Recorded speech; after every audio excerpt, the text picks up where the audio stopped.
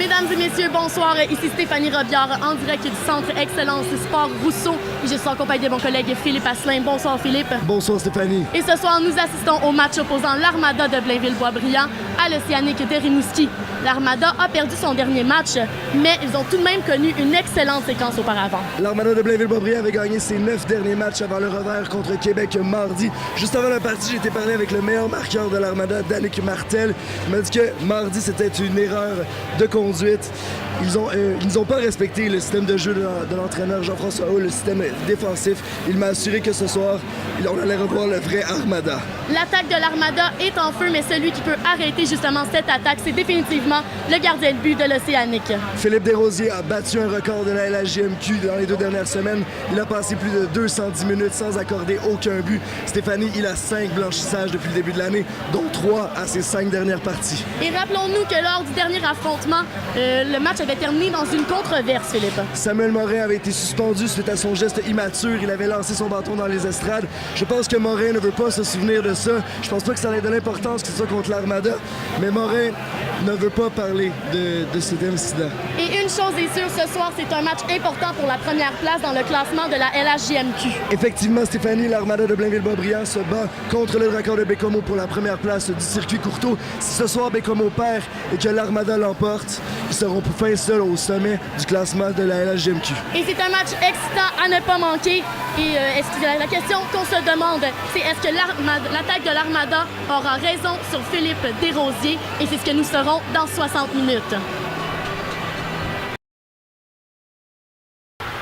Mesdames et messieurs, bonsoir. Toujours en direct du Centre Excellence Sport Rousseau. Stéphanie Robillard et Philippe Asselin. Et match assez décevant ce soir pour les partisans de l'Armada. L'Armada qui s'est incliné par la marque finale de 4-1 contre l'Océanique. Mais on peut dire ce soir, Philippe, que c'est pas juste l'Océanique qui a fait parler de lui, mais plutôt l'indiscipline dans le match. Les deux équipes ont été extrêmement indisciplinées ce soir, Stéphanie. Plus de 50 minutes de punition décernées aux deux équipes. Mais outre les punitions, un nombre d'escarmouches que je ne peux calculer, des coups de bâton, des mises en échec percutantes, un combat. Ce soir, l'indiscipline primée sur le spectacle. Et l'Armada qui a marqué son seul but en première période.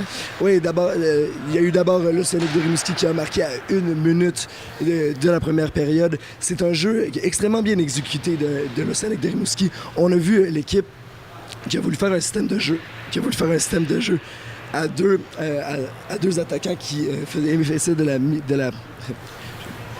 de la pression en arrière de la ligne de but, donc de l'échec avant. Ça a fonctionné. On a remis la rondelle à Frédéric Gauthier qui a fait un excellent tir pour déjouer le gardien Étienne Marcoux. Et on peut dire qu'en deuxième période, c'est là que les choses se sont gâtées.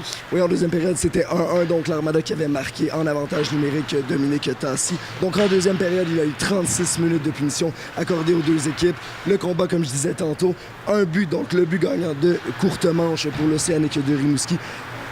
Ça a bien été en deuxième période. On dirait, ça a mal été en fait en deuxième période pour les arbitres qui ont eu tout un travail à faire ce soir. En effet, on a vu des joueurs qui ont voulu pratiquer un autre sport que le hockey ce soir.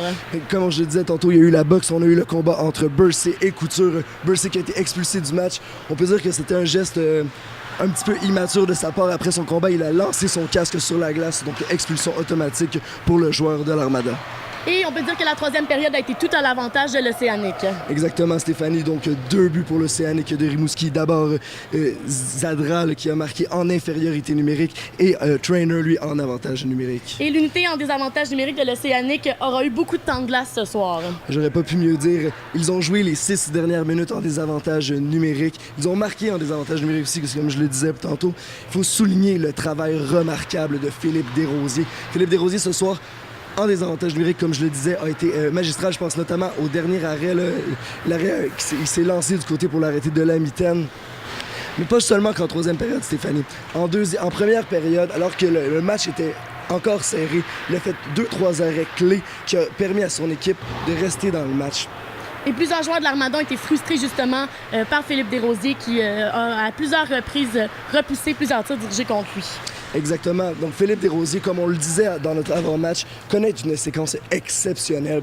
Lui qui avait 3 blanchissages à ses 5 derniers matchs, qui a le record de la LHJMQ pour le plus longtemps de ne pas avoir accordé de but. Philippe Desrosiers a connu Philippe Desrosiers, ce soir, encore est une fois la pierre angulaire des succès de son équipe. Et donc, j'imagine que tu lui donnes ce soir ton étoile du match. Oui, comme à chaque fois, je vais donner une étoile. Donc, Philippe Desrosiers sera mon étoile ce soir. Il le mérite amplement. Moi, je lui aurais donné la première étoile ce soir. Il ne l'a pas eu, mais il la méritait. Et si on avait envoyé quelqu'un sur le banc des punitions ce soir, ça serait qui? Eh bien, je crois qu'on n'a pas le choix d'envoyer l'unité d'avantage numérique de Blainville-Boisbriand. Écoute, ils sont marqués une seule fois en 9 occasions. C'est pitoyable. Et merci beaucoup, Philippe. On vous rappelle, la marque finale est de 4-1 en faveur de l'Océanique de Rimouski. L'Armada pourra cependant se reprendre contre les Voltigeurs de Drummondville demain, ici même au Centre Excellence Sport Rousseau, tandis que l'Océanique visitera le Phoenix de Sherbrooke.